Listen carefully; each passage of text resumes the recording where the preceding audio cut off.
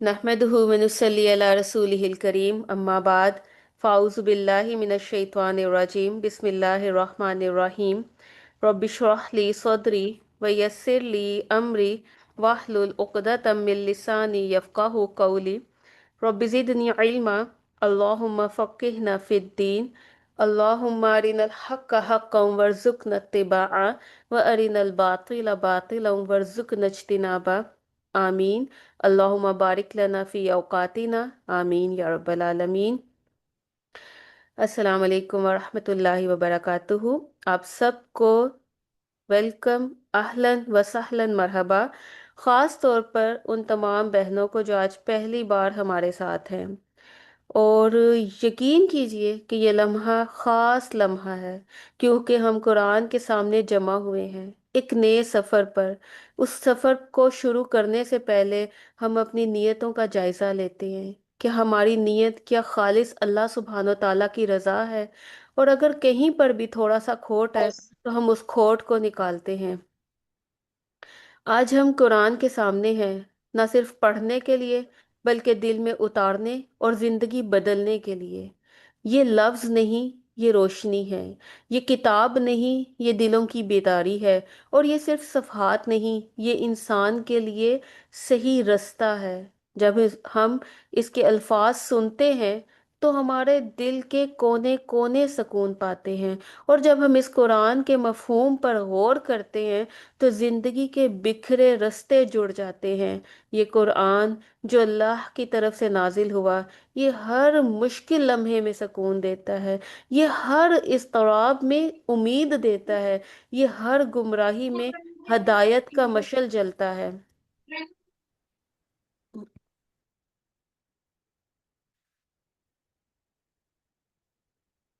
अब हम अपने आप से खुद सवाल करें, अपने दिलों का जायजा लें, खुद से खुद पूछें, क्या हम इसे सिर्फ पढ़ते हैं या इसे अपनी जिंदगी का रास्ता बनाने की कोशिश करते हैं।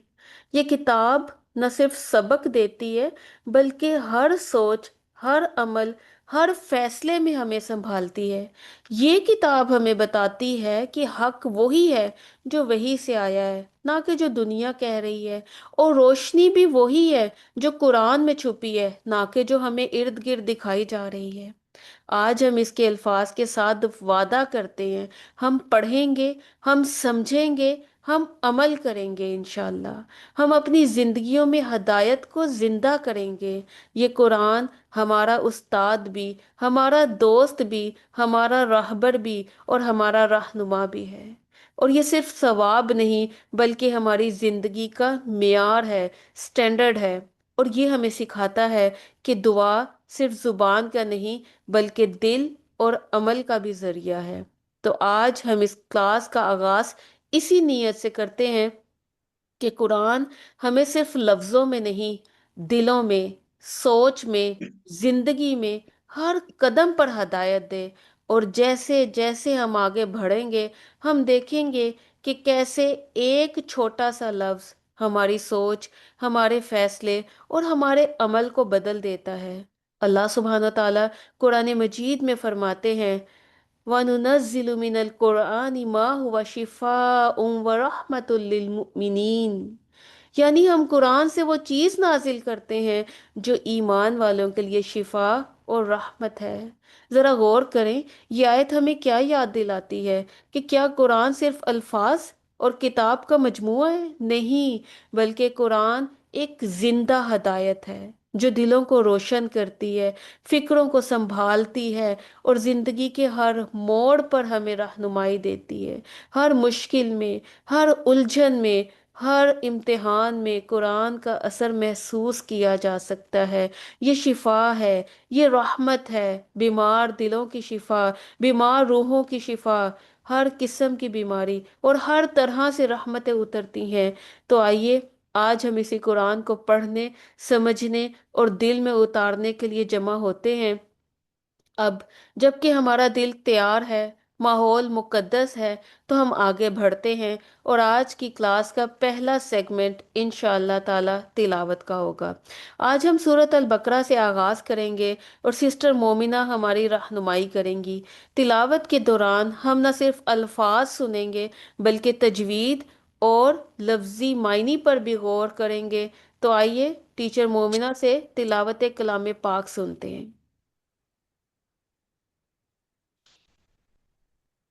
أعوذ بالله من الشيطان الرجيم.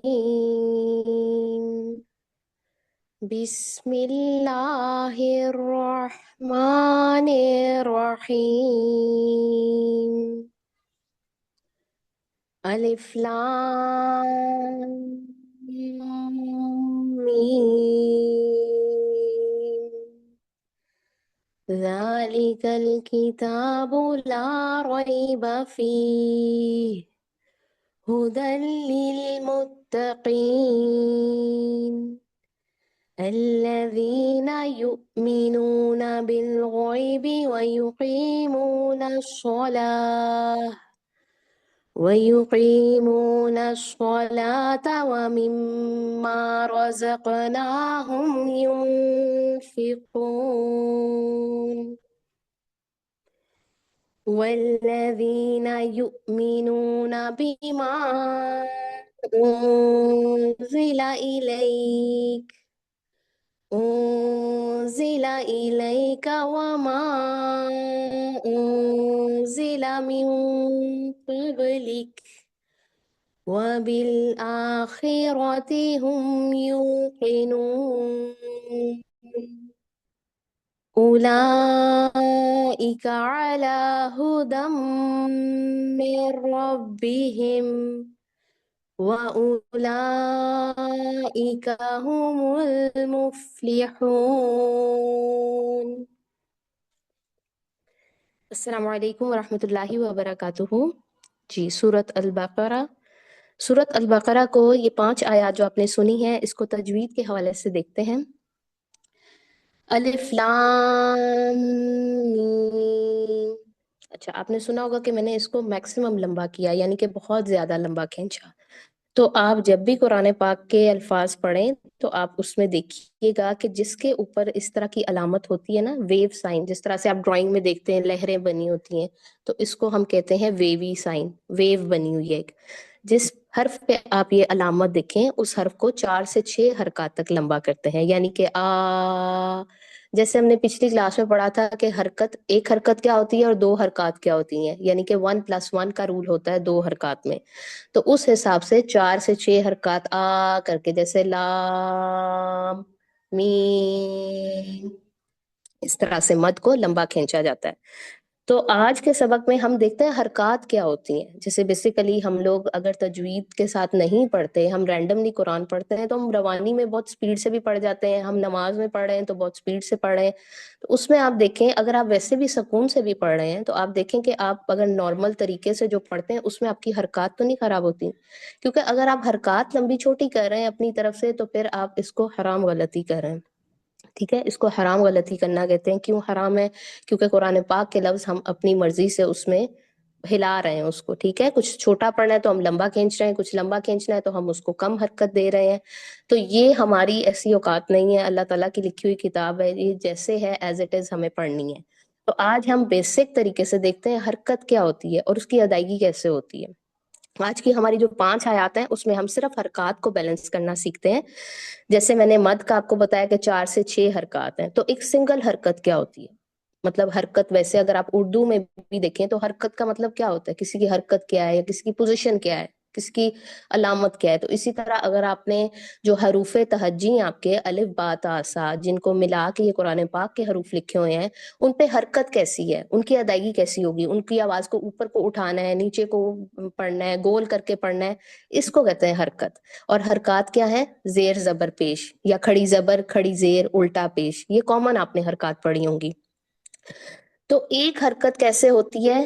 جیسے زبر، لام زبر لا، لام زیلی، لام پیشلو، یہ سنگل حرکت، ایک حرکت ہے۔ ٹھیک ہے، اے او ای، جیسے میں نے آپ کو پچھلی دفعہ بتایا تھا، اے کی آواز کیا ہوتی؟ آ، او کی آواز کیا ہوتی؟ او، ई की आवाज क्या होती है? ई, जो इंग्लिश के ए ओ ई है। अगर इंग्लिश के हम हरूफ तहज्जी देखें, अल्फाबेट्स देखें, तो उससे मैं आपको बता रही हूँ। अब जैसे आयत नंबर 2 में देखें, ज़ालिकल किताबु, ज़ालिका में क्या है? लाम ज़ेर ली, काफ जबर का, लीका, ये एक हरकत है। लेकिन ज़ा क्या है? हम इसको, अगर आप इसको ज़ालिका पढ़ते हैं, ज़ालिकल किताबु अगर जल्दी में पढ़ते हैं तो ये गलत पढ़ते हैं। इसको दो हरकत तक लंबा खींचेंगे, ज़ालिका, जो खड़ी जबर होती है वो 1+1 का रूल हो जाता है, ठीक है? एक जबर प्लस एक जबर इज इक्वल टू खड़ी जबर, वो होगी ज़ा। जाल प्लस जा, जाल, जाल जबर जा प्लस जाल जबर जा इज इक्वल टू जाल खड़ी जबर जा, ठीक है? तो ये आपकी हो गई दो हरकत। ये फर्क देखें, एक हरकत और दो हरकत का। जा, ली का, ली का। अब इसको जाली का ऐसे नहीं करेंगे, या जाली का नहीं पढ़ेंगे, ठीक है? जाल की हरकत कम नहीं करनी और लीका में किसी की भी हरकत लंबी नहीं करनी। ला, लाम अलिफ जबर ला, जो कि हमने पहले भी पढ़ा था, हम आज इसको दोबारा पढ़ेंगे कि अलिफ से पहले अगर जबर हो तो वो भी 1+1 का रूल होता है, एक जबर प्लस एक जबर, ठीक है, is equal to double A आ। ये दो हरकत हो गई। जैसे जाल खड़ी जबर जा, खड़ी जबर, और अलिफ से पहले अगर जबर हो तो दोनों की हरकत बराबर होती है, ठीक है जी? रोई बाफी, अब इसको जालिकल किताबु ला रोई बाफी, ये जो लंबी हो रही हरकत इसको आपने ठीक करना है। रोई बा जबर बा, फी ही, फी ही में देखिए अब क्या रूल हो रहा है। यहाँ पे भी हम एक हरकत और दो हरकत को बहुत अच्छे से समझ सकते हैं, जैसे कि फा या जेर फी। अब ये भी हमने पढ़ा था, हम इसको रिपीट करते हैं कि या साकिन से पहले अगर जेर हो तो इसको याए मद्दा कहते हैं, ठीक है? याए मद्दा की हरकत होती है जेर प्लस जेर, दो जेर हो गई, ठीक है? E plus E is equal to ई, फा या जेर फी। लेकिन हा पे क्या है? एक जेर है, एक ई की आवाज निकालेंगे, हा जेर ही, फी ही। अब इसको फी ही नहीं करना, बराबर की हरकत नहीं है। पहला जो है उसकी दो हरकत है और जो दूसरा है उसकी एक हरकत है, फी ही, ठीक है? जालिकल किताबु, किताबु में भी देखें ता पे खड़ी जबर है, तो इसको भी कीता, काफ जेर की, ता खड़ी जबर ता, कीता, ठीक है? ये डिफरेंस आप खुद देखें, साउंड्स बनाएं अपने ज़हन में कि अगर सिंगल हरकत है तो उसकी साउंड कितनी निकलनी है, अगर दो हरकत है उसकी साउंड कितनी निकलनी। आ, ई, ई, उ, इस तरह से। ज़ालिकल किताबु ला रैब फी, ही को लंबा नहीं करेंगे। हुदल लिल मुत्तकीन, काफिया ज़ेरक़ी, मुत्तकी, अल्लज़ीना। अब इसमें भी री, दो हरकत हो गई, या साकिन से पहले जेर है तो याय मद्दा होगी, दो हरकत हो गई, ठीक है? नून जबरना, अल्लज़ीना, अब नून जबरना क्या है? एक हरकत, इसको लंबा नहीं करेंगे। यू मीनूना, अब इसको मोस्टली पढ़ते होंगे यो मीनूना, यू मीनूना, यो मीनूना, ठीक है? ये क्या है? यू, यू क्यों करेंगे? हमजा आपको छोटी सी नजर आ रही, या वाव पेश यू उसके ऊपर, या जो वाव है उसके ऊपर जजम नहीं है, उसके ऊपर एक हमजा है, उसके ऊपर जजम की अलामत है। तो अभी जो साकिन का हम पढ़ रहे थे, फा या जेर फी, या के ऊपर जजम थी, या साकिन था।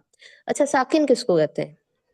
साकिन जो हम बोलते हैं वो, अगर जो भी आप कुरान पाक के लफ्जों में देखेंगे, जैसे फा या जेर फी, या के ऊपर देखें कौन सी अलामत है? ये जो गोल सी निशानी बनी हुई है ना, गोल सा साइन है, इसको कहते हैं जज्म। ये जिस पे आ जाए ना वो हर्फ हो गया साकिन। साकिन मतलब उसकी अपनी हरकत कोई नहीं है, उसको दूसरे से मिला के पढ़ेंगे, वो अपने से पिछले हर्फ का मोहताज हो गया, ठीक है? उसके साथ अटैच हो गया, अपनी उसकी जेर जबर पेश, खड़ी जबर खड़ी जेर पेश, कुछ भी हरकत नहीं है, वो साकिन सुकून में है इस वक्त, वो किसी और का मोहताज है, उसको पिछले से अटैच करेंगे। तो जब हमजा के ऊपर जजम आ जाती है, हमजा साकिन हो जाता है, तो फिर वो झटका देता है। वैसे नॉर्मल हमजा की आवाज क्या होती है? हमजा जबर अ, हमजा जेर ई, हमजा पेश ऊ। जब हमजा के ऊपर हरकत खत्म होगी और जजम आ गई तो हमजा को सुकून कैसे देना है? अ, यू, ई, उ, इस तरह से झटका देना है। तो इस तरह क्या होगा? यू मीनूना, ठीक है? तो हमजा साकिन आप जहां कहीं पे भी देखें उसको झटका देके पढ़े। यू मीनू, नू, नून वाव पेश नू, दो हरकत हो गई, पेश प्लस पेश इज इक्वल टू ऊ, डबल ओ, ठीक है? बिल गौइबी, अब गौइबी बाजेर भी एक हरकत है, कोई भी नहीं करेंगे, दो हरकत नहीं देंगे।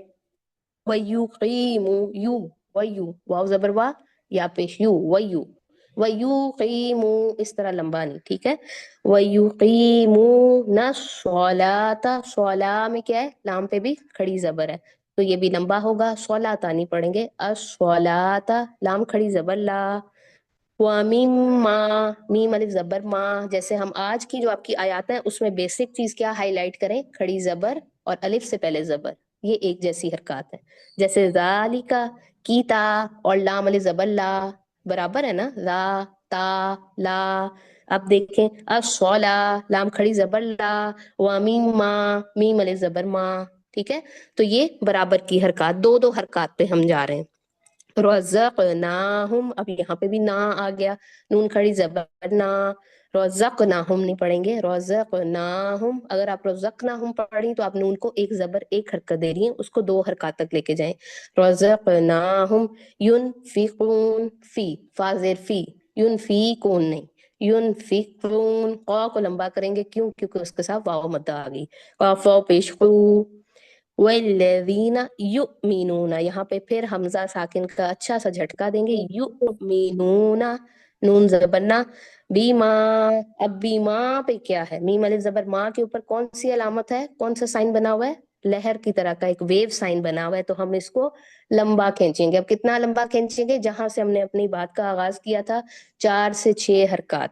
अब अगर आपको एक हरकत दो हरकत का कॉन्सेप्ट समझ आ गया तो फिर आप इसको बहुत अच्छा सा लंबा खींच सकती हैं कि 4 से 6 हरकत कितनी जानी चाहिए। ठीक है, और 4 से 6 हरकत का कोई हार्ड एंड फास्ट रूल नहीं है कि ये 4 तक क्यों नहीं गई, ये आपकी 5:30 तक गई, ये 6 मेरी पूरी नहीं हुई। बस इसकी खूबसूरती है कि आपने इसको 4 to 6 काउंट्स तक, यानी कि इतना लंबा आप खींचेंगे तो वो मद की खूबसूरती है, मद की रिक्वायरमेंट है। ठीक है, इसीलिए 4 से 6 हरकत हम बोलते हैं। बीमा, ये मैक्सिमम 6 थी। बीमा जिला, ये 4 तक गई है।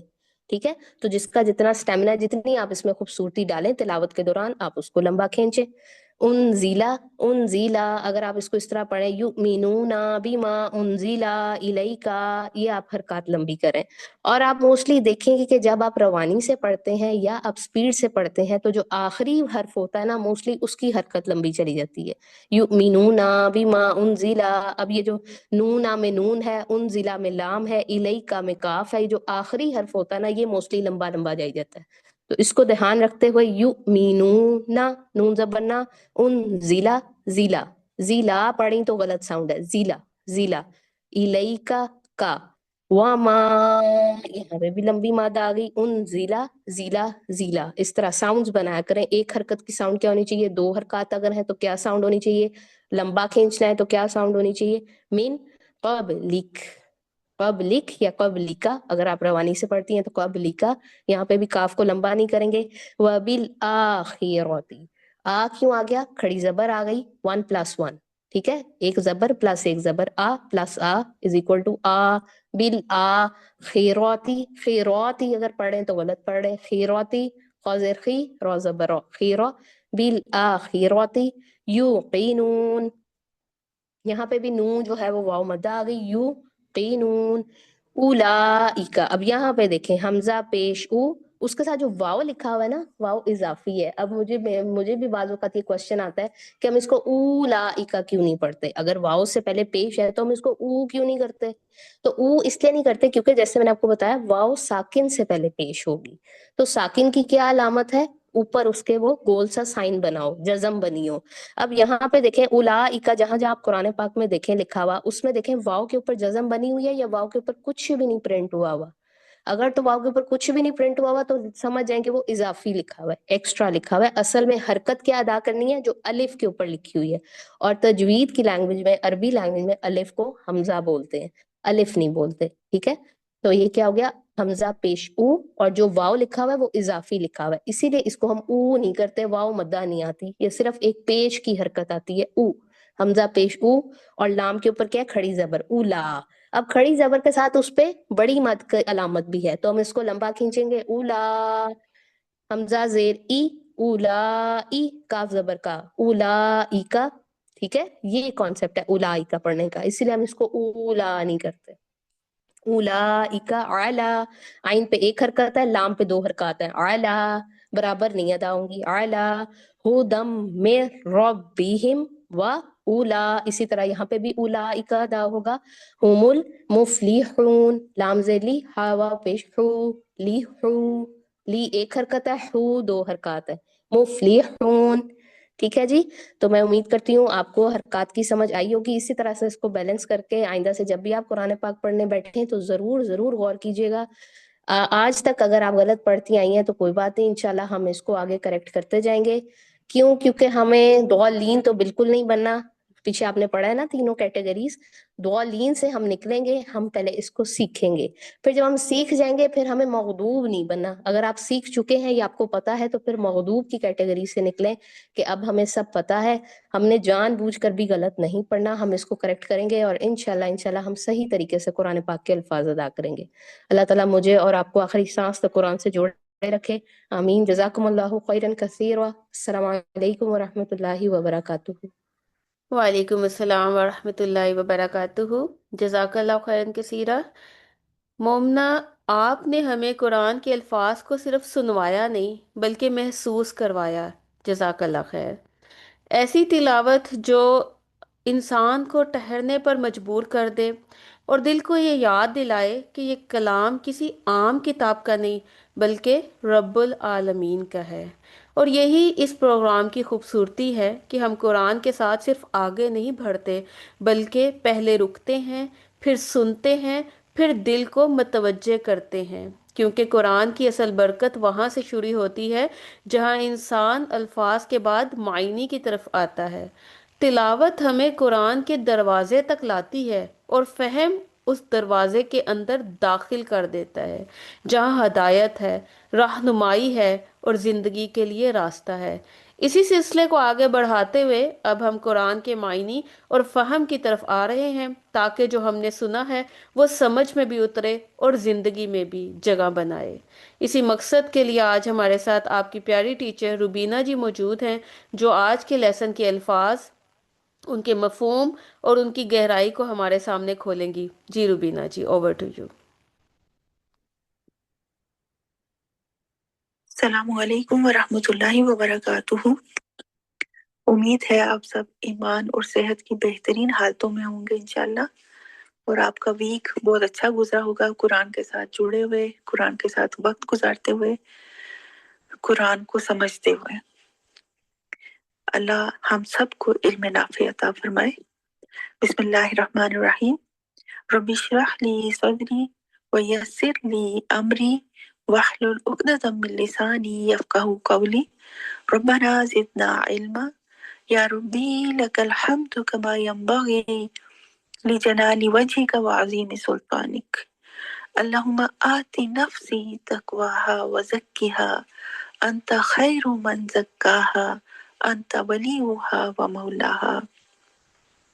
ہے ہمارے اللہ، ہمیں ہماری موت پر کلمہ لا الہ الا اللہ پہ ثابت قدم رکھیے. آمین یا رب العالمین. آج ہم بہت پیاری سورہ البقرہ کا آغاز کریں گے انشاءاللہ، اور اس سے پہلے سورہ الفاتح کے بارے میں کچھ بات کر لیتے ہیں، پھر اپنے لیسن کی طرف چلتے ہیں. سورہ الفاتحہ کا کیا کرکس سمجھ میں آیا آپ کو؟ رب العالمین، الرحمن الرحیم، مالک یوم الدین کا تعارف ہوا. اللہ کی ان 4 صفات کو ڈیٹیل سے سمجھا. ایاک نعبد و ایاک نستعین کو سمجھا، عبد کا میننگ سمجھا، سلیو کو سمجھا. ایاک نستعین صرف اللہ سے مدد طلب کرنے کو عملی زندگی سے، روزمرہ کے معاملات کی مثالوں سے سمجھا. پھر اہدنا الصراط المستقیم کی حکمت کو جانا، زندگی کے ہر شعبے میں اس آیت سے مدد لینا سیکھا. صراط کو سمجھا، صراط کون سا راستہ ہے؟ دا اونلی واحد راستہ صراط مستقیم ہے، یہ سمجھا. پھر مغضوب اور ضالین میں فرق سمجھا اور یہ سیکھا کہ ان کے راستوں پر نہیں چلنا، جبکہ ہم اور ہماری قوم پوری طرح سے ضالین اور مغضوب کے راستوں پہ چل رہے ہیں. کھانے پینے سے لے کے پہننے اوڑھنے تک، رسومات تک، ہم پوری طرح ان کے رنگ میں رنگے ہوئے.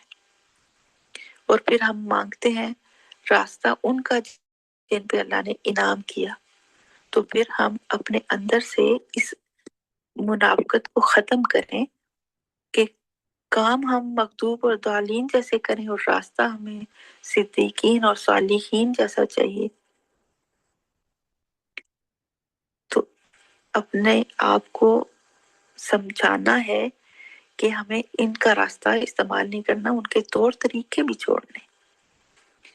دیکھیے یہ 7 آیات کی صورت ہے، لیکن آپ نے دیکھا کہ اس کے اندر کتنا کچھ ہے سمجھنے اور جاننے اور سیکھنے اور عمل کرنے کے لیے۔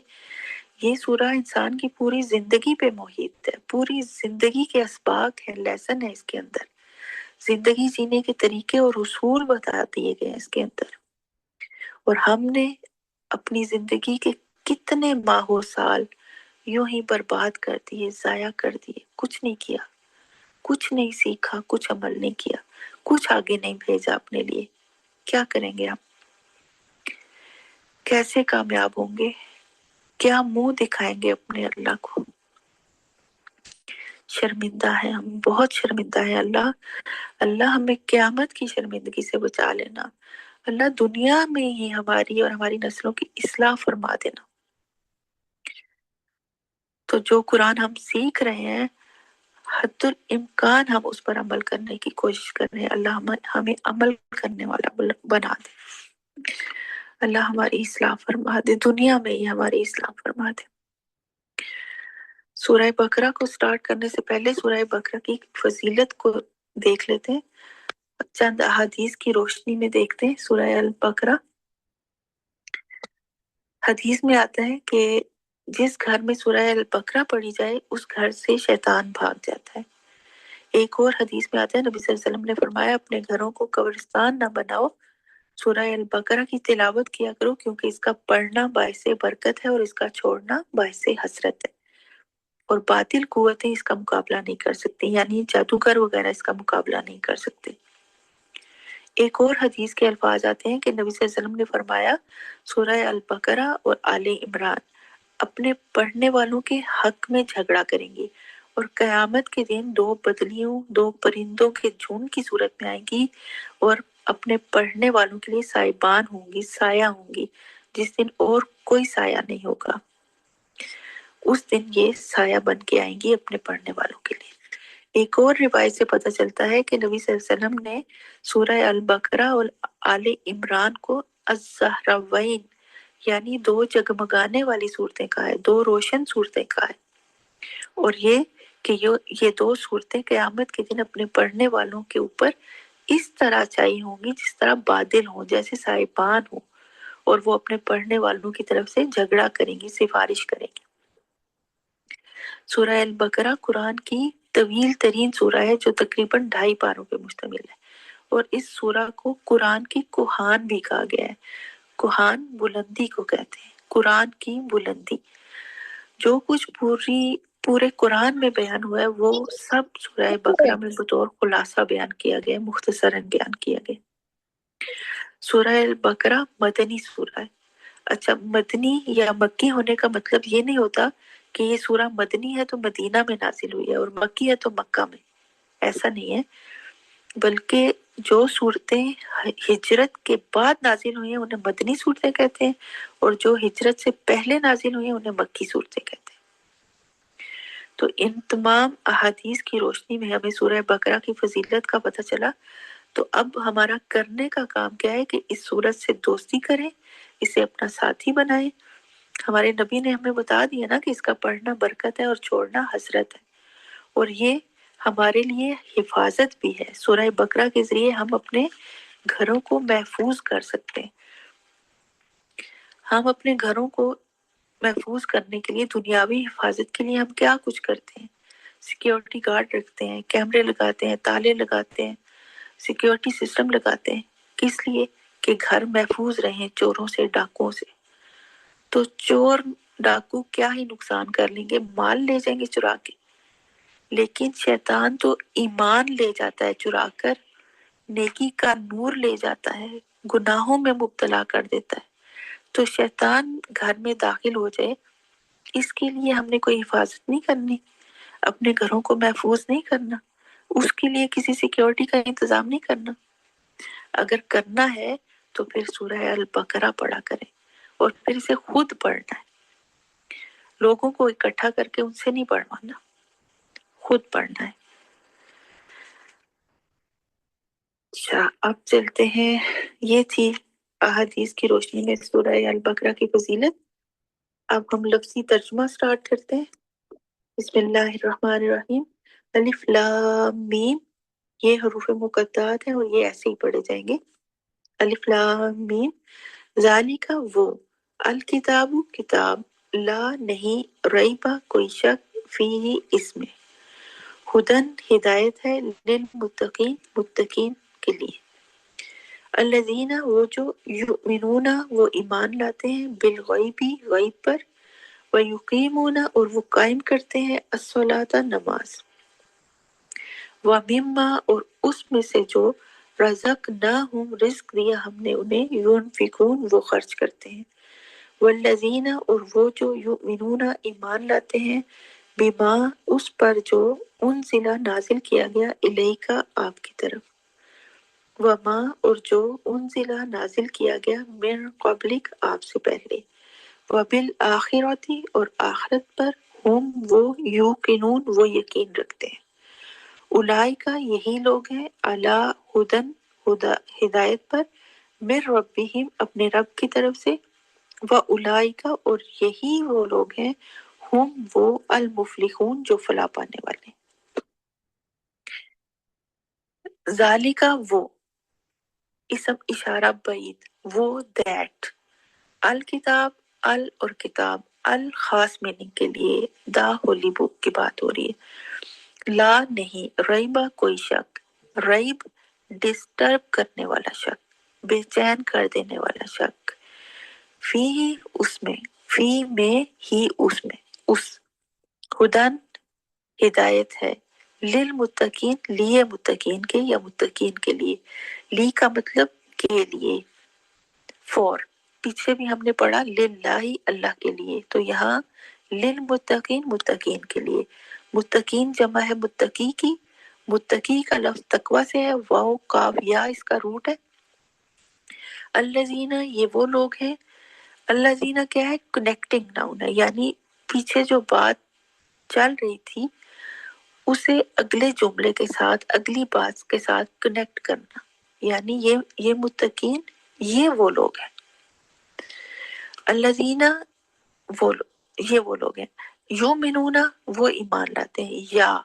शुरू में या लग जाए तो वो का मानी होता है, थर्ड पर्सन की बात हो रही होती है और ये पता चलता है कि ये प्रेजेंट या फ्यूचर में बात हो रही है। युमिनूना का लफ्ज ईमान से है, हमजा वाव नून इसका रूट है, रूट लेटर्स होते हैं ओरिजिन, यानी असल वर्ड जिन से मिल के बनता है, बिल गायबी भी साथ, गायबी गायब के साथ, साथ गायब के या गायब पर, वाव और युकीमूना वो कायम करते हैं, काफ वाव मीम से है, कायम करना भी इसी से और कयाम भी इसी से निकलता है, युकीमूना वो कायम करते हैं, जिस वर्ड के एंड में वाव नून लग जाए तो वो जमा का सीगा होता है, युकीमूना, मूना वाव नून, जमा के सीगे के लिए वाव नून, यहाँ ये नहीं हो सकता वो कायम करता है, कैसे होगा, वो कायम करते हैं, असलाता नमाज, वाव और मिम्मा उसमें से जो,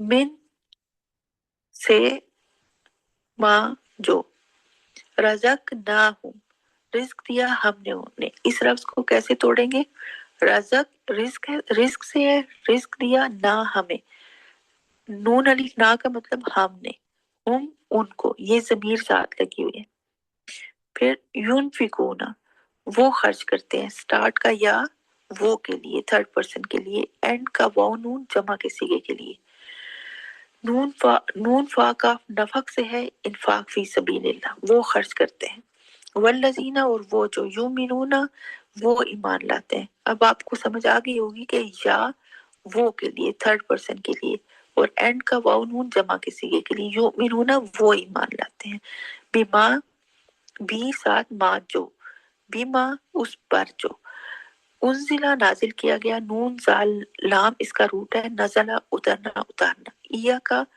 इला और का, इला का मतलब तरफ, का मतलब आपकी, का की ज़मीर मोहम्मद सल्लल्लाहु अलैहि वसल्लम की तरफ जा रही है, यानी उन्जिला इलैका नाजिल किया गया आपकी तरफ, वाव और मा जो उन्जिला नाजिल किया गया, मिन से कब्लिका आपसे पहले, कब्लिक آپ سے پہلے, قبل پہلے, کا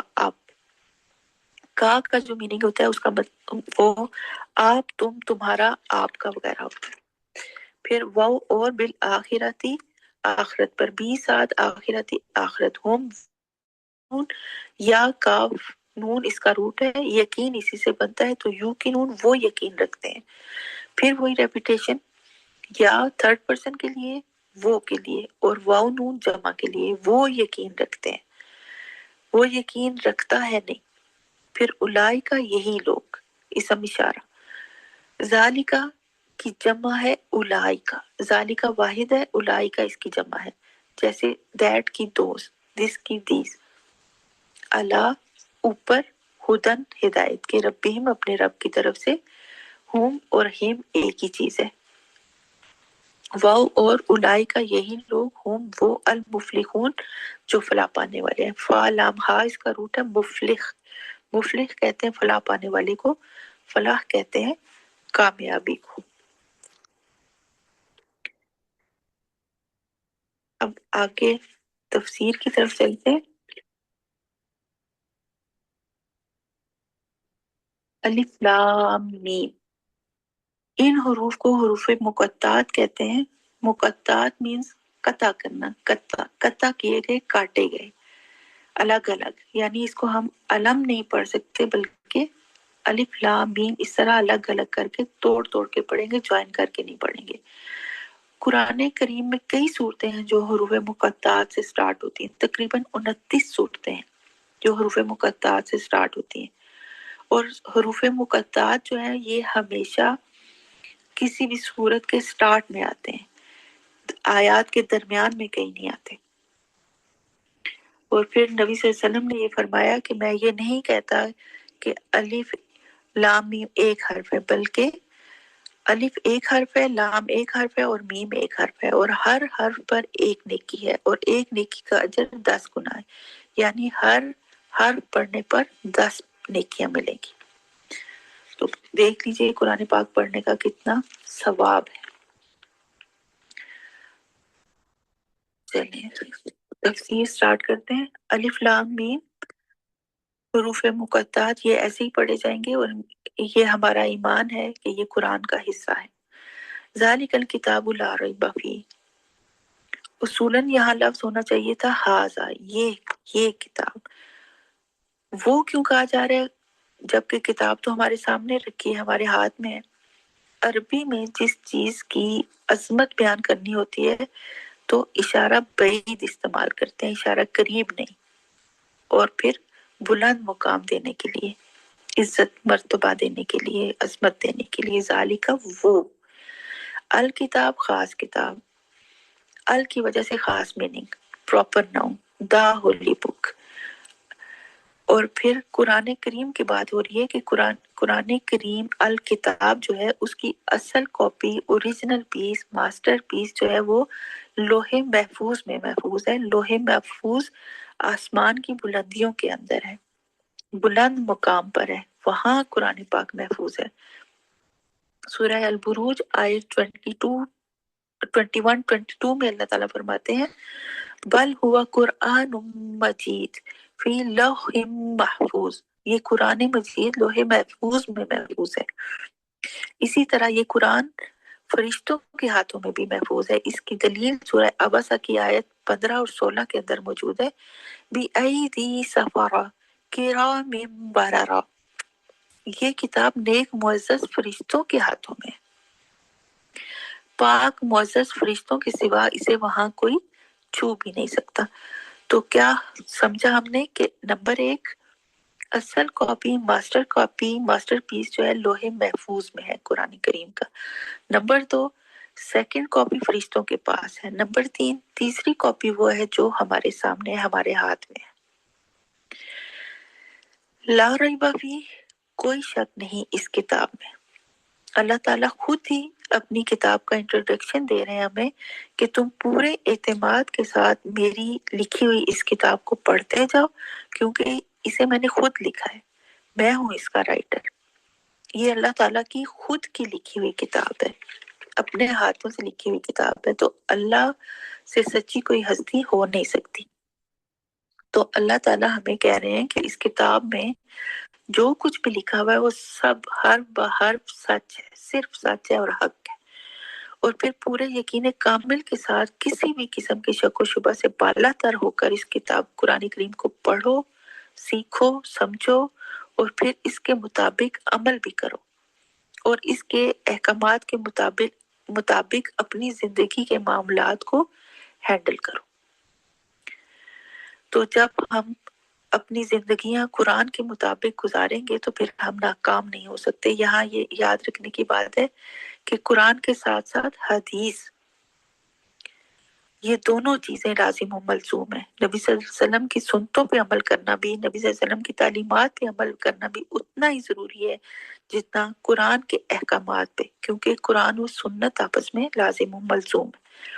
قرآن میں اللہ تعالیٰ فرماتے ہیں نا، جس نے محمد صلی اللہ علیہ وسلم کی اطاعت کی اس نے میری اطاعت کی۔ اور پھر سنتوں پہ، احادیث پہ، نبی صلی اللہ علیہ وسلم کی تعلیمات پہ بھی ہمیں کسی قسم کا کوئی شک نہیں ہونا چاہیے، کیونکہ قرآن کے اندر اس کی دلیل بھی موجود ہے۔ سورہ نجم آیت 3-4 میں اللہ تعالیٰ فرماتے ہیں وَمَا يَنطِقُ عَنِ الْهَوَىٰ إِنْ هُوَ إِلَّا وَحْيٌ يُوحَىٰ، اور نہ وہ اپنی خواہش سے کوئی بات کہتے ہیں، وہ تو صرف وہی ہے جو ان پہ اتاری جاتی ہے۔ یعنی نبی صلی اللہ علیہ وسلم وہی بات، وہی پیغام، وہی احکامات ہمیں ہیں جو انہیں اللہ تعالیٰ کی طرف سے ملتے ہیں، وحی کے ذریعے، جبریل امین کے ذریعے۔ اب دیکھیے حدیث کیا ہے؟ جو نبی صلی اللہ علیہ وسلم نے فرما دیا، اور سنت کیا ہے؟ جو عمل نبی صلی اللہ علیہ وسلم نے کر کے دکھایا ہماری تعلیمات کے لیے، ہمیں سکھانے کے لیے، صحابہ کو سکھانے کے لیے۔ تو نبی صلی اللہ علیہ وسلم نے کیا فرمایا تھا کہ میں تمہارے درمیان 2 چیزیں چھوڑے جا رہا ہوں، قرآن اور میری سنت، ان کو تھامے رکھو گے تو کبھی گمراہ نہیں ہوگے۔ آج ہم خود چیک کریں کہ ہم کتنا سنتوں پہ عمل کر رہے ہیں۔ ہم یہ سوچ کر سنتوں پہ عمل کریں کہ یہ اللہ کا حکم ہے، اس میں اللہ کی رضامندی ہے، خوشنودی ہے اللہ کی۔ آج سے ہم سب اپنے اپنے طور پر نبی صلی اللہ علیہ وسلم کی سنتوں کو زندہ کرنے کی کوشش کرتے ہیں، مثلا سلام میں پہل کر کے، کسی کو جانتے ہیں نہیں جانتے اسے سلام کرنا، پانی بیٹھ کے پینا، 3 سانسوں پہ پینا، دوسروں کے ساتھ نرمی سے اخلاق سے بات کرنا، دوسروں کی غلطیوں کو اگنور کر دینا، درگزر کر دینا، جوتا اتارتے ہوئے پہلے بایاں اور پہنتے ہوئے دایاں پہلے پہننا، واش روم جاتے ہوئے دعا پڑھنا اور پہلے بایاں پاؤں اندر رکھنا، اور باہر آتے ہوئے بھی دعا پڑھنا اور پہلے دایاں پاؤں باہر رکھنا، پھر راستے میں چلتے ہوئے کوئی تکلیف دہ چیز ہٹا دینا۔ یہ سب اور اس طرح کی کئی اور چھوٹی چھوٹی سنتیں، یہ سمجھ کر کہ یہ میرے نبی کی سنت ہے، نبی صلی اللہ علیہ وسلم کا طریقہ ہے، ان پر عمل کیا کریں تاکہ ہم اللہ تعالیٰ کی نظروں میں محبوب بن سکیں۔ کیونکہ اللہ تعالیٰ فرماتے ہیں نا، جس نے محمد صلی اللہ علیہ وسلم سے محبت کی اس نے مجھ سے محبت کی۔ تو ہم اس وقت تک کامیاب نہیں ہو سکتے جب تک ہم ان دونوں چیزوں پہ عمل نہیں کرتے، قرآن اور سنت۔ آگے چلتے ہیں۔ ہدن، ہدایت ہے کس کے لیے؟ للمتقین کے لیے۔ متقین کون ہوتے ہیں؟ تقوی والے۔ تقوی کیا ہے؟ اللہ کا ڈر، اللہ کی فرما برداری۔ تقوی کا ایک مطلب ڈرنا بھی ہوتا ہے اور بچنا بھی ہوتا ہے۔ ڈرنا اللہ تعالیٰ سے اور بچنا گناہوں سے۔ تو ہر اس چیز سے، ہر اس کام سے، ہر اس عمل سے، ہر اس گناہ سے بچنا اس ڈر سے کہ میرا اللہ مجھ سے ناراض نہ ہو جائے، اللہ غضبناک نہ ہو جائے۔ تو تقوی والے کون ہوتے ہیں؟ جو اللہ کے ڈر سے گناہوں سے بچتے ہیں۔ پھونک پھونک کر قدم رکھنا، بہت کیئرفلی چلنا، بہت کانشیسلی زندگی گزارنا، گناہوں سے بچ بچ کر زندگی گزارنا، یہ تقوی ہے۔ یہ ایک دن کا کام نہیں ہے، یہ ساری زندگی کی اسٹرگل ہے، کیونکہ آئے دن ہمارے سامنے نئے سے نئے چیلنجز آتے ہیں۔ تو ساری زندگی کیئرفلی زندگی گزارنی، کہ یہ کروں گی تو یہ نہ ہو جائے، یہ کروں گی تو اللہ ناراض نہ ہو جائے، یہ کیا تو بڑا گناہ ہو جائے گا۔ کئی بار دنیاوی خواہشات آڑے آئیں گی، کبھی شیطان بہکائے گا۔ ان سب خطرات سے بچ بچ کر اور اس ڈر سے کہ میری یہ بات، میرا یہ عمل مجھے اللہ کی نظروں میں گرا نہ دے، اپنے آپ کو برائیوں سے، گناہوں سے بچاتے اس دنیا میں رہنا، یہی تقوی ہے۔ پھر تقوی کے لیولز ہوتے ہیں. کسی کا تقوی عمر بن خطاب جیسا ہوتا ہے کہ جن کو دیکھ کر شیطان بھی راستہ بدل لے، اور کسی کا تقوی کم لیول کا ہوتا ہے. تو جتنا تقوی اتنی ہدایت، جتنا اللہ کا ڈر اتنی ہی اللہ کی طرف سے رہنمائی اور مدد. اب دیکھیں اللہ تعالیٰ نے ہمیں ہدایت حاصل کرنے کے طریقے، راستے، ٹولز سب کچھ تو کلیئر کر دی ہے.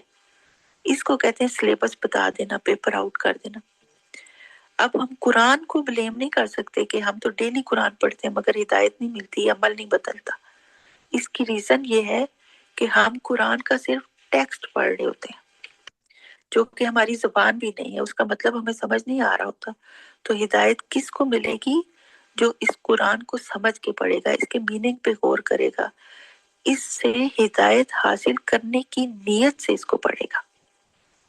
پھر صرف پڑھنا ہی نہیں ہے بلکہ جو پڑھا ہے، سمجھا ہے، سیکھا ہے، اس پہ عمل بھی کرنا ہے. اپنے آپ کو قرآن کے احکامات کے مطابق ڈھال لینا ہے، جیسا اللہ تعالیٰ چاہتے ہیں ویسا بننا ہے. اپنے آپ کو اللہ کے سپرد کر دینا ہے کہ اللہ میں تیری عاجز بندی، اونلی یورز، تیری غلام، میں صرف تیری. پوری طرح خود کو اللہ کے سامنے سرنڈر کر دینا.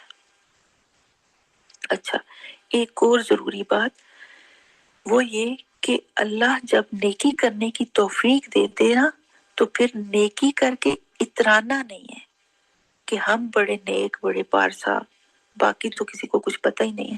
نہیں نہیں نہیں، ایسا کبھی نہیں کرنا. نیکی کا غرور حد سے بری چیز ہے. اس لیے نیکی کر کے بھی یہی دعا کریں کہ اللہ میں نے اپنی سی کوشش کر لی ہے، بس تو مجھ سے قبول فرما لے. اسی فکر میں رہنا، عاجزی میں رہنا، بس اللہ تو مجھ سے قبول فرما لے. یہ جو فکر ہے، تڑپ ہے نا، یہ صرف متقی انسان کو ہی ملتی ہے. اور کیونکہ ایک ذرا سی ریاکاری سے نیکی ختم ہو جانی ہے. نیکی بڑی سینسیٹیو چیز ہے جو ایک غلط بول پہ ضائع ہو سکتی ہے، تکبر پہ ضائع ہو سکتی ہے، غلط نیت پہ ضائع ہو سکتی ہے، کسی کی دل آزاری پہ ضائع ہو سکتی ہے. تو تقوی کی سمپل سی ڈیفینیشن کو ہمیشہ یاد رکھیں کہ تقوی اللہ کا ڈر ہے اور گناہوں سے بچنا ہے. اور یہ تمام اصول و ضوابط ہمیں قرآن کے اندر ملتے ہیں، بس ہمیں سمجھنا ہے اور عمل کرنا ہے. پھر آگے چلتے ہیں. متقین کی پہلی کوالٹی اللہ تعالیٰ بتا رہے ہیں کیا ہے کہ الذین یؤمنون بالغیب، وہ جو ایمان لاتے ہیں غیب پر. ایمان کیا چیز ہوتی ہے؟ دل میں یقین کرنا، دل سے چیز کو مان لینا، اور پھر زبان سے اقرار کرنا، اور پھر عمل سے اس کا ثبوت بھی دینا. یعنی کسی کی بات پہ اعتماد کر لینا. ایمان ٹرسٹ کا نام ہے، اعتماد کا نام ہے. اس کی مثال کو ہم ایسے سمجھتے ہیں کہ ہمارے علاقے میں اناؤنسمنٹ ہوتی ہے کہ کل سے کرفیو لگ رہا ہے. آپ نے اس بات کو سنا اور مان لیا، یقین کر لیا، یہ دل سے مان لیا آپ نے. پھر آپ نے اگلا کام کیا کیا؟ اپنے گھر والوں کو بتایا اور جاننے والوں کو انفارم کیا کہ کل سے کرفیو لگ رہا ہے. یہ آپ نے کیا کیا؟ زبان سے اقرار کر لیا. پھر تیسرا کام آپ نے یہ کیا کہ بازار جا کے ضرورت کی چیزیں لے آئیں. یہ آپ نے عمل کر لیا. تو یہ تینوں چیزیں آ گئی. دل میں یقین کر لیا، کسی کی بات سنی اور مان لی، پھر زبان سے اقرار کر دیا، پھر عمل سے اظہار بھی کر دیا، ثبوت بھی دے دیا.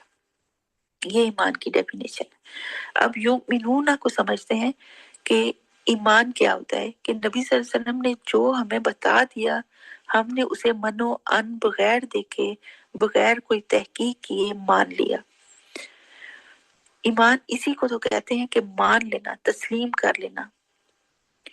یعنی نبی صلی اللہ علیہ وسلم نے ہمیں بتا دیا کہ اللہ ہے، فرشتے، جنت، جہنم، یہ سب ہے تو ہے.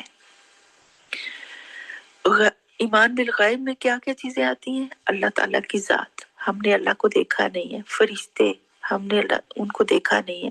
پھر جنت، جہنم، قبر، آخرت، قیامت. قبر میں ہمارے ساتھ کیا کیا ہونا ہے، قیامت کے دن ہمارے ساتھ کیا کیا ہوگا، کیا کیا معاملات پیش آئیں گے، یہ سب غیب ہے. ان سب چیزوں کے بارے میں ہمارے نبی نے اور قرآن نے ہمیں بتا دیا. تو ان سب کو ماننا جو ہے یہی ایمان ہے. اس کو کہتے ہیں ایمان بالغیب یعنی جو نبی صلی اللہ علیہ وسلم نے بتا دیا کہ یہ ہے، ایسے ہے اور ایسے ہے، تو پھر وہ ہے، پھر وہ ویسے ہی ہے۔ نبی صلی اللہ علیہ وسلم نے بتایا فرشتے ہیں تو ہیں، انہوں نے بتایا جنت جہنم ہے تو ہے۔ تو ان سب چیزوں پہ ایمان رکھنا متقین کے لیے سب سے پہلی ریکوائرمنٹ ہے، یہ تو بیسک چیز ہے۔ پھر اور یہ ہمارا ٹیسٹ بھی ہے کہ ہم کتنا مانتے ہیں۔ ایمانیات کو ماننا ایمان بالغیب ہے۔ پھر آگے اللہ تعالیٰ سیکنڈ کوالٹی بتا رہے ہیں ایمان والوں کی، وَيُقِيمُونَ الصَّلَاةَ، اور وہ قائم کرتے ہیں نماز کو۔ نماز کو قائم کرنا کیا ہوتا ہے؟ قرآن میں ہمیشہ بتایا گیا کہ قائم کرو نماز کو، یہ نہیں کہا کہ صرف پڑھو نماز، بلکہ قائم کرو، اقامت الصلاۃ۔ قائم کرنا کیسے؟ یعنی نماز کے شروع سے آخر تک تمام چیزیں اس کے اندر آ جاتی ہیں، طہارت، وضو، نیت، وقت کی پابندی، نماز کے تمام ارکان کی پراپر ادائیگی، رکوع و سجود، قیام تسلی سے کرنا، اطمینان سے کرنا، دل کی خوشنودی یعنی خشوع والی نماز، قبلہ رو ہونا، اول وقت میں نماز کی ادائیگی، قرات بہت اچھے سے خوبصورتی سے کرنا، یہ سب چیزیں آتی ہیں یقیمون الصلاۃ میں۔ اور یہی پراپر نماز انسان کا اللہ تعالیٰ کے ساتھ کنیکشن بھی ہے۔ نماز وہ قیمتی عبادت ہے جو اللہ تعالیٰ نے زمین پہ نہیں اتاری، بلکہ نبی صلی اللہ علیہ وسلم کو معراج پہ بلا کر نماز تحفے کے طور پہ دی، جو آج ہمیں تحفہ نہیں بلکہ بوجھ لگتی ہے۔ اور یہ وہی نماز ہے جس کے بارے میں نبی صلی اللہ علیہ وسلم نے فرمایا کہ یہ نماز میری آنکھوں کی ٹھنڈک ہے۔ تو خشوع والی نماز پڑھا کریں۔ اس کے لیے ایک چھوٹی سی ٹپ آپ کے ساتھ شیئر کرتی ہوں کہ قرآن کے مختلف پورشن یاد کریں، مختلف صورتیں یاد کریں، نماز میں بدل بدل کے صورتیں پڑھیں۔ آخری 10 صورتیں جو بچپن سے ہم نے رٹی ہوئی ہیں، الم تری کیف سے لے کے والناس تک رٹی ہوئی ہیں، جب پڑھ چکتے ہیں تو پتہ چلتا ہے کہ یہ تو ختم بھی ہوگی، پڑھ بھی لی پتہ ہی نہیں چلا، تو بدل بدل کے صورتیں پڑھیں۔ اس طرح آپ فوکسڈ ہوں گے کہ میں ٹھیک پڑھ رہی ہوں، یعنی توجہ رہے گی آیات پر، اور یہی توجہ، یہی خشوع تو ریکوائرڈ ہے۔ اور پھر ترجمہ، جب ترجمہ سیکھ لیا تو اس کو سمجھ کے پڑھیں، فوکسڈ ہو کے پڑھیں۔ تو نماز وہ عبادت ہے جس کو نبی صلی اللہ علیہ وسلم نے آنکھوں کی ٹھنڈک کہا گیا، اور یہ کسی بھی صورت میں، کسی بھی کنڈیشن میں، سوائے چند کنڈیشنز کے، یہ معاف نہیں ہے۔ بیماری میں، سفر میں، ایون جنگ میں بھی معاف نہیں ہے، اتنی اہم چیز ہے، اور سب سے پہلے اسی کے بارے میں سوال کیا جائے۔ پھر ایمان والوں کی تھرڈ کوالٹی، وَمِمَّا رَزَقْنَاهُمْ يُنْفِقُونَ، مومنین کی تیسری کوالٹی بتائی جا رہی ہے کہ اللہ نے جو رزق دیا انہیں، جو نعمتیں دی ہیں انہیں، ان میں سے وہ اللہ کی راہ میں خرچ بھی کرتے ہیں۔ یہاں اس میں سے خرچ کرنے کا کہا گیا ہے کہ کچھ خرچ کرنا ہے، سارا نہیں، کچھ خود استعمال کرنا ہے، کچھ خرچ کرنا ہے۔ اور یہ کوالٹی اللہ کو اس قدر پسند ہے کہ قرآن میں اللہ نے بار بار اس کا حکم دیا ہے کہ اللہ کی راہ میں خرچ کرنے والے بنو، اپنے ہاتھ سے دو دوسروں کو۔ پھر اللہ نے اس کو ایسے بھی فرمایا کہ کون ہے جو مجھے قرض حسنہ دے۔ اللہ کی راہ میں خرچ کرنے کو قرض حسنہ بھی کہا گیا ہے۔ اس کو ایسے سمجھتے ہیں کہ کسی نے میرے پاس کچھ رقم امانتاً رکھوائی ہوئی ہے، اور ایک دن کال آتی ہے کہ میری جو رقم آپ کے پاس پڑی ہوئی ہے اس میں سے اتنی رقم جو ہے وہ آپ فلاں بندے کو دے دیں، تو مجھے اس میں سے دیتے ہوئے کوئی پرابلم ہونی چاہیے؟ نہیں ہونی چاہیے نا، کیونکہ وہ رقم میرے پاس امانت ہے۔ تو اللہ کی دی ہوئی نعمتیں، رزق ہمارے پاس اللہ کی امانت ہے، تو ہمیں اس میں سے خرچ کرنا چاہیے، کھلے دل سے، کھلے ہاتھوں سے، کھلے ماتھے سے، اللہ کی خاطر، اللہ کی مخلوق پر، دین کے راستے میں خرچ کرنا چاہیے۔ دیکھیں مال بھی اللہ کا، اس میں سے خرچ کرنا ہے، سارا بھی نہیں خرچ کرنا۔ اور پھر فائدے، نفع، ثواب، نیکیاں، یہ سب کچھ بھی ہمارے کھاتے میں۔ اور پھر اللہ کی راہ میں خرچ کرنے پر مزید واپس ملنے کا وعدہ، وہ بھی ہمارے لیے۔ پتہ ہے ہم اللہ کی راہ میں خرچ کرنے میں بخیل کب ہوتے ہیں؟ جب ہم یہ سمجھتے ہیں کہ یہ میرا مال ہے، میں نے محنت سے حاصل کیا ہے، اپنی محنت سے کمایا، میں نے یہ دے دیا تو یہ میرے پیسے کم ہو جائیں گے، مجھ سے چلے جائیں گے۔ یہاں یہ فارمولا یاد رکھ لیں کہ اللہ نے اپنی راہ میں خرچ کرنے والوں کو 10 گنا دنیا میں اور 70 گنا آخرت میں دینے کا وعدہ کیا ہے۔ اور پھر مزید یہ کہ نبی صلی اللہ علیہ وسلم نے قسم کھا کے فرمایا کہ صدقہ دینے سے مال کم نہیں ہوتا۔ تو 10 دنیا اور 70 آخرت والا فارمولا یاد رکھ لیں۔ اور پھر یہ کہ جو آپ نے دیا وہ آپ سے چلا نہیں گیا، بلکہ وہ آپ نے اپنے آخرت کے اکاؤنٹ میں اللہ کے بینک میں جمع کروا دیا، اور جو گارنٹیڈ بینک ہے کہ وہ کبھی کرپٹ بھی نہیں ہونا۔ جب اللہ ہمیں کہہ رہا ہے کہ تم خرچ کرو، میں تمہیں لٹاؤں گا دنیا میں بھی آخرت میں بھی، تو پھر ہمیں پرابلم کیا ہے؟ اللہ کے وعدے پہ یقین نہیں ہے۔ آ گئی نا بات ایمان بالغیب کی، تو یہی تو بیس ہے، بیسک ایمان ہی تو یہی ہے، اسی کو سٹرونگ کرنا ہے۔ یہ ویک ہوا تو پھسل جائیں گے ہم۔ اچھا، یہاں رزق کو سمجھ لیتے ہیں کہ رزق کا مطلب صرف مال یا پیسہ نہیں ہوتا، بلکہ جو بھی نعمتیں، جو بھی خیر و بھلائی ہمیں اللہ کی طرف سے ملی ہوئی ہے وہ سب رزق ہے۔ اولاد رزق ہے، وقت رزق ہے، آپ کی صحت، آپ کی سکلز، آپ کا نالج، آپ کا گھر بار، آپ کی سواری، آپ کا علم، یہ سب آپ کا رزق ہے۔ تو اس رزق میں سے اللہ کی راہ میں خرچ کرنا ہے، اللہ کی مخلوق کی خدمت کے لیے، اللہ کے دین کی نشر و اشاعت کے لیے۔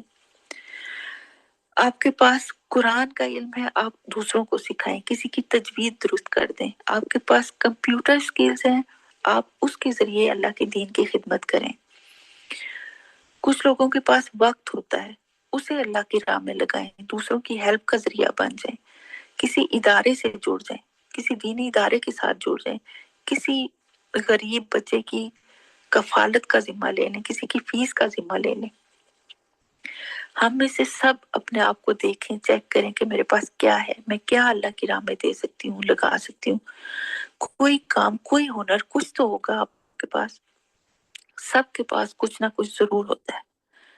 تو پھر اللہ کی راہ میں دیں، دینے والے بنیں کہ اللہ ہمیں متقین میں شامل کریں، کیونکہ یہ متقین کی صفات میں سے ہے، اللہ ہمیں گیونگ پیپل بنائے۔ پھر چوتھی کوالٹی، والذین یؤمنون بما انزل الیک، وہ لوگ جو ایمان لاتے ہیں اس پر جو نازل کیا گیا، یہ وہ لوگ ہیں جو ایمان لاتے ہیں اس پر جو نازل کیا گیا آپ کی طرف، نبی صلی اللہ علیہ وسلم کی طرف اشارہ ہے۔ نبی صلی اللہ علیہ وسلم پر کیا نازل کیا گیا؟ آپ پر قرآن بھی نازل کیا گیا اور حدیث بھی۔ قرآن وحی متلو ہے، یعنی جو تلاوت کی جاتی ہے، اور حدیث وحی غیر متلو ہے، جو تلاوت نہیں کی جاتی۔ احادیث کی کتنی بکس ہیں ہمارے پاس، صحیح مسلم ہے، صحیح بخاری ہے، اور بھی بہت سی احادیث کی بکس ہیں، کتنا نالج ہے ان کے اندر۔ تو یہ سب چیزیں، یعنی جنت ایسی ہے، جہنم ایسی ہے، اس میں یہ ہوگا، برزخ کے معاملات، قبر کے معاملات، حشر میں کیا کیا ہوگا، یہ سب نبی صلی اللہ علیہ وسلم کو وحی کی صورت میں بتایا گیا تھا۔ یعنی نبی صلی اللہ علیہ وسلم خود سے نبوت سے پہلے یہ سب نہیں جانتے تھے۔ تو وحی کی اس صورت کو وحی غیر مطلوع کہا جاتا ہے، یعنی یہ قرآن کی طرح تلاوت نہیں کی جاتی۔ اس پر بھی ہمارا ایمان ہونا ضروری ہے، کیونکہ قرآن اور حدیث آپس میں لنکڈ ہیں۔ جو حدیث کو نہیں مانتا، صرف قرآن کو مانتا ہے، تو اس کا ایمان مکمل نہیں ہے۔ پھر اگلی کوالٹی، وما انزل من قبلک، اور وہ جو نازل کیا گیا آپ سے پہلے، نبی صلی اللہ علیہ وسلم سے پہلے کیا نازل کیا گیا تھا؟ الہامی کتابیں، صحیفے، تورات، انجیل، زبور، یعنی جو کچھ بھی اللہ تعالیٰ نے اللہ تعالیٰ کی طرف سے نازل کیا گیا اس کو بھی ہم مانتے ہیں۔ اب ماننے کا مطلب یہ نہیں ہے کہ کل سے ہم تورات پڑھنا شروع کر دیں یا کل سے تورات کا کورس شروع کر دیں، نہیں، مطلب یہ ہے کہ ہم یہ مانتے ہیں کہ یہ سب کتابیں بھی اللہ تعالیٰ کی طرف سے نازل ہوئی تھی، اور یہ کہ وہ ساری کتابیں اپنے اپنے دور کی کتابیں تھیں، اور آخری اور حتمی کتاب جو ہے وہ آخری نبی محمد صلی اللہ علیہ وسلم پہ نازل کی گئی، جو کہ قرآن ہے۔ اس کے بعد کچھ بھی نہیں۔ اس کے بعد نبوت کا سلسلہ، وحی کا سلسلہ ختم ہو گیا، تو حتمی کتاب و ہدایت جو ہے وہ صرف قرآن کریم ہے، ہمیں اسی کو ہی فالو کرنا ہے۔ پھر آگے وَبِالْآخِرَةِ هُمْ يُوقِنُونَ، اور وہ آخرت پہ یقین رکھتے ہیں۔ یقین جو ہے وہ ایمان سے بھی اگلا لیول ہے، یعنی ایبسلوٹلی رائٹ، شائبہ تک نہیں ہے نہ ماننے کا۔ یا یقین وہ عقیدہ ہے جس سے زندگیاں بدل جاتی ہیں، دل بدل جاتے ہیں۔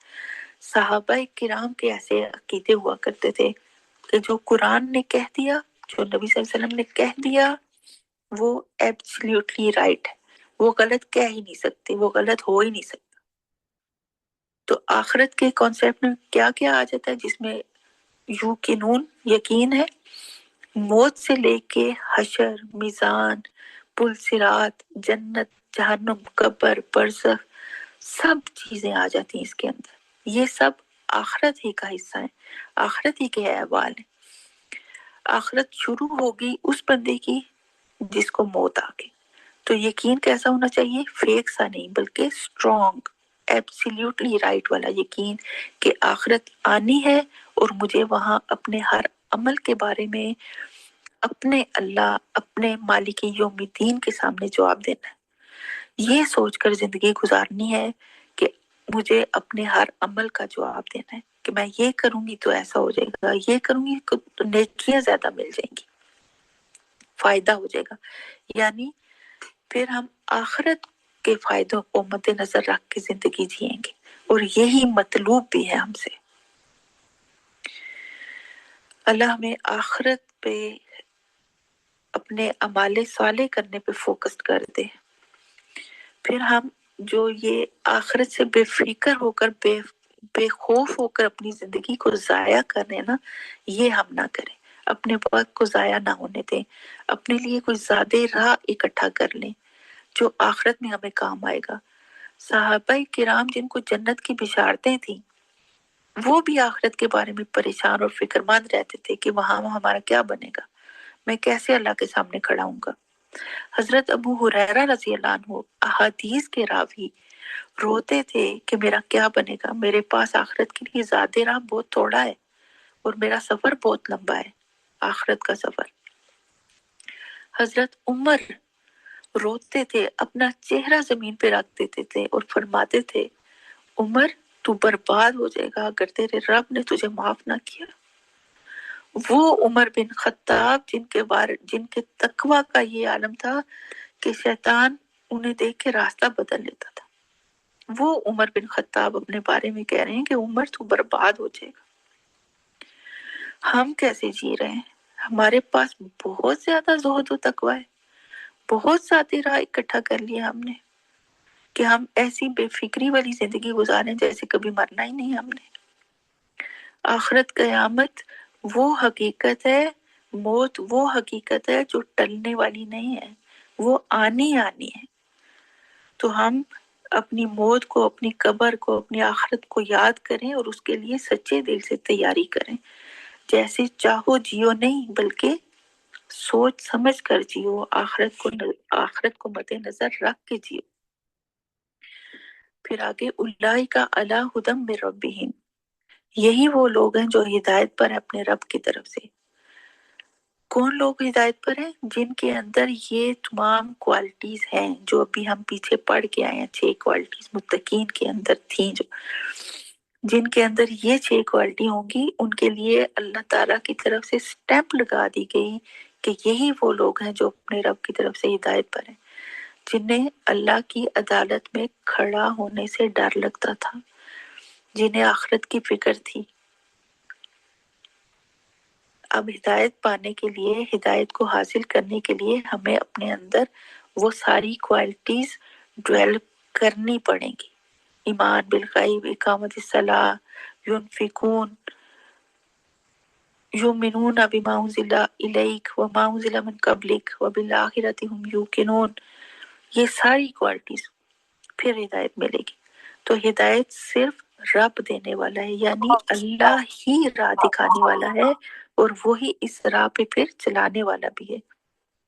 ایسے لوگوں کو پھر اللہ ہاتھ پکڑ کے چلاتا ہے اپنی راہ پر۔ सिरात मुस्तकीम पर, जो उसकी मान के चलते हैं।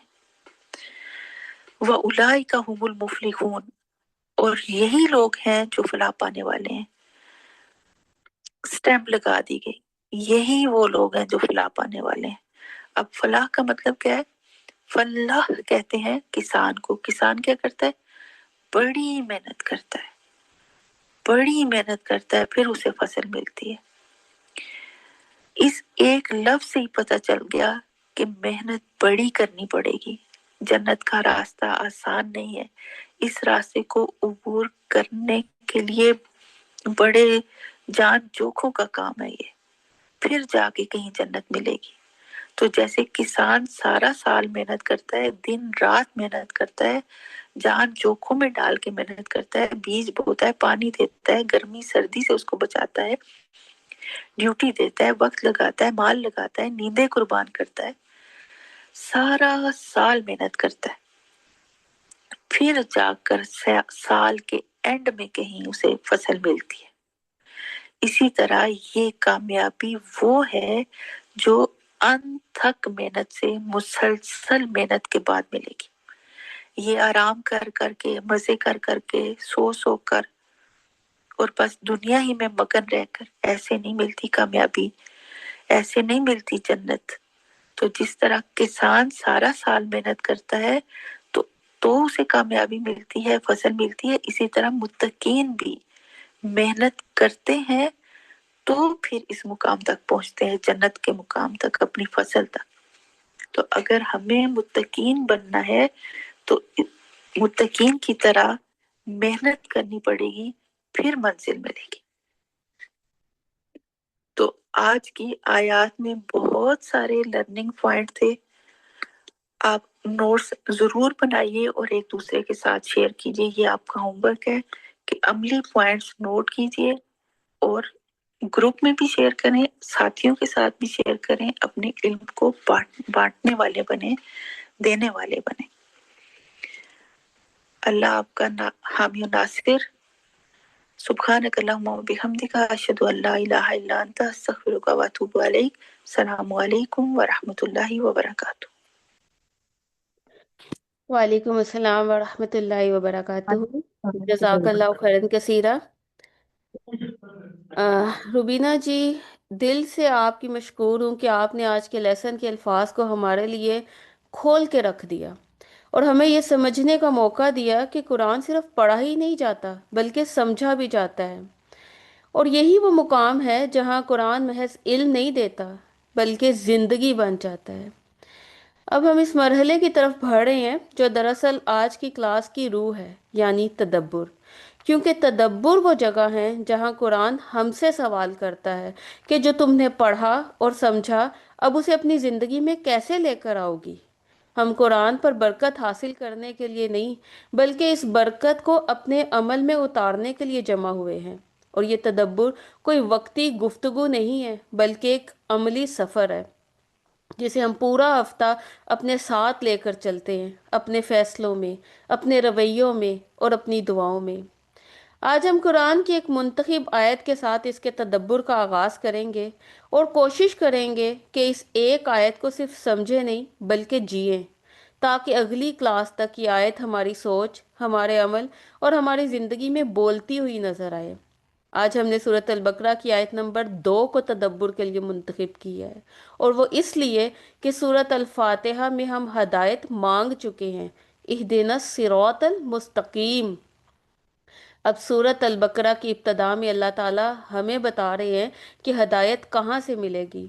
ये बिल्कुल ऐसे ही है जैसे एक बंदा रास्ता पूछे और जवाब में कहा जाए कि ये है वो रास्ता, अगर उसी रास्ते पर चलोगे तो मंजिल तक पहुंचोगे। और ये रास्ता कोई खराब रास्ता नहीं है, ये बिल्कुल असल रास्ता है, लेकिन अगर उस रास्ते पे नहीं चले तो मंजिल कैसे पाओगे। और ये आयत हमें कुरान के साथ हमारा रिलेशनशिप सिखाती है। और तदब्बुर का असल मतलब ये है कि गहराई में सोचना, सिर्फ पढ़ना नहीं बल्कि अपनी ज़िंदगी पर इसको इम्प्लीमेंट करना, लागू करना, कुरान को अपना आईना बनाना। और तदब्बुर हमें ये सिखाता है कि कुरान हमें बदलने आया है, ना कि सिर्फ मुतासिर करने। متاثر ہونے کے لیے تو دنیا میں اور بہت سی چیزیں ہیں، لیکن قرآن ہماری زندگیوں میں انقلاب برپا کرنے آیا ہے۔ تو چلیے ذرا سورۃ البقرہ کی اس آیت کے سامنے آ کر ٹھہرتے ہیں، کیونکہ یہ قرآن کا تعارف نہیں بلکہ یہ آیت ہم سب کا امتحان ہے۔ آج ہم اس آیت پر اس لیے نہیں رکیں گے کہ یہ سورۃ البقرہ کی ابتدا میں ہے، بلکہ اس لیے کہ یہ آیت پورے قرآن کا تعارف ہے، میسج دیتا ہے۔ یہ آیت ہمیں بتاتی ہے کہ یہ کتاب کیا ہے، کس کے لیے ہے، اور اسے فائدہ کون اٹھا سکتا ہے۔ اور تدبر کو پھر ایک دفعہ سوچے کہ قرآن کو اپنے سامنے نہیں بلکہ اپنے اندر رکھ کر دیکھنا، اس آیت کو اپنے اندر رکھ کے دیکھنا۔ آج ہم اس آیت کو ایسے پڑھیں گے جیسے اللہ ہم سے براہ راست بات کر رہے ہیں۔ ذالک الکتاب، یہ وہ کتاب ہے۔ سب سے پہلا لفظ ذالکا، یہ عام طور پر دور کی چیز کے لیے استعمال ہوتا ہے۔ اب سوال پیدا ہوتا ہے، قرآن تو ہمارے ہاتھوں میں ہے، پھر اللہ تعالیٰ نے فرمایا ذالکا، یہ کتاب، وہ کتاب۔ اللہ ہمیں سکھا رہے ہیں یہ کتاب فزیکلی تمہارے ہاتھ میں ہو سکتی ہے، لیکن مقام کے اعتبار سے یہ بہت بلند ہے۔ یہ عام کتاب نہیں ہے، یہ آسمان سے اتری ہوئی ہدایت ہے۔ یہ انسان کی سوچ سے نہیں بلکہ اللہ کے علم سے نکلی ہوئی کتاب ہے۔ اور پھر اللہ تعالیٰ نے فرمایا الکتاب، کوئی نام نہیں، کوئی وضاحت نہیں، جیسے سب جانتے ہو کہ ہاں یہی تو وہ کتاب ہے۔ یہ کتاب ایک اعتماد ہے، یہ اعلان ہے، یہ تعارف نہیں، یہ حقیقت ہے۔ ذالک الکتاب، اللہ تعالیٰ فرماتے ہیں یہ کتاب۔ اب ذرا غور کریں، اللہ نے قرآن نہیں کہا، اللہ نے کتاب کہا ہے۔ کتاب وہ ہوتی ہے جس کی طرف بار بار رجوع کیا جائے، جس سے رہنمائی لی جائے، جس کے مطابق زندگی ترتیب دی جائے۔